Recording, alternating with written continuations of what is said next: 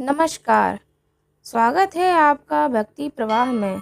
आज हम हरियाली अमावस्या की कथा सुनेंगे। एक समय की बात है, एक राजा महल में अपने परिवार के साथ सुखपूर्वक निवास किया करता था। उसका एक पुत्र था जिसकी शादी हो चुकी थी।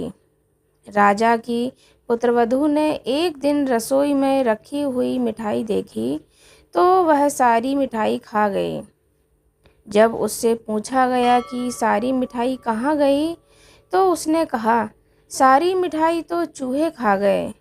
यह बात चूहों ने सुन ली और वे इस गलत आरोप को सुनकर अत्यधिक क्रोधित हुए। इसके बाद उन्होंने राजा की बहू को सबक सिखाने का निश्चय कर लिया। कुछ दिनों के पश्चात महल में कुछ मेहमान आए। चूहों ने सोचा कि यह अच्छा मौका है राजा की पुत्रवधू को सबक सिखाने का। बदला लेने के लिए चूहों ने बहू की साड़ी चुराई और उसे जाकर अतिथि के कमरे में रख दी। जब सुबह सेवकों और अन्य लोगों ने उस साड़ी को वहां पर देखा तो लोग राजा की बहू के चरित्र के बारे में बात करने लगे। यह बात जंगल में आग की तरह पूरे गांव में फैल गई। जब यह बात राजा के कानों तक पहुंची तो उसने अपनी पुत्रवधू के चरित्र पर शक करते हुए उसे महल से निकाल दिया। राजा की बहू महल से निकलकर एक झोपड़ी में रहने लगी और नियमित रूप से पीपल के वृक्ष के नीचे दीपक जलाने लगी। इसके साथ ही वह पूजा करके गुड़धानी का भोग लगाकर लोगों में प्रसाद वितरित करने लगी। इस प्रकार कुछ दिन बीत जाने के बाद एक दिन राजा उस पीपल के पेड़ के पास से गुजरे। वहाँ उसकी बहू हमेशा दीपक जलाया करती थी। इस दौरान उनका ध्यान उस पेड़ के आसपास जगमगाती रोशनी पर गया। राजा इसे देखकर चकित रह गए।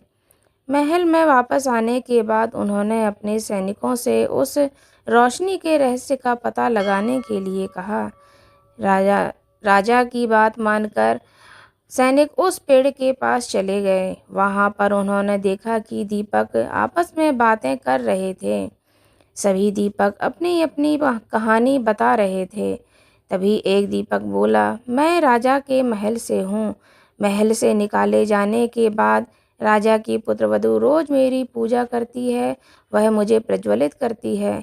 सभी अन्य दीपकों ने उनसे पूछा कि राजा की बहू को महल से क्यों निकाला गया। तो उसने बताया कि एक दिन उसने मिठाई खाकर चूहों पर झूठा नाम लगा दिया। इस पर चूहे नाराज हो गए और राजा की बहू से बदला लेने के लिए उसकी साड़ी अतिथि के कमरे में रख आए। यह सब देखकर राजा ने उन्हें महल से निकाल दिया। यह सब सुनकर सैनिक भी हैरान रह गए और महल वापस आकर उन्होंने राजा को पूरी कहानी सुनाई। यह सुनकर राजा को अपनी गलती का एहसास हुआ और उन्होंने अपनी पुत्रवधू को महल वापस बुला लिया। इस प्रकार पीपल के पेड़ की नियमित पूजा करने का फल राजा की बहू को मिला और वह अपना जीवन व्यतीत करने लगी।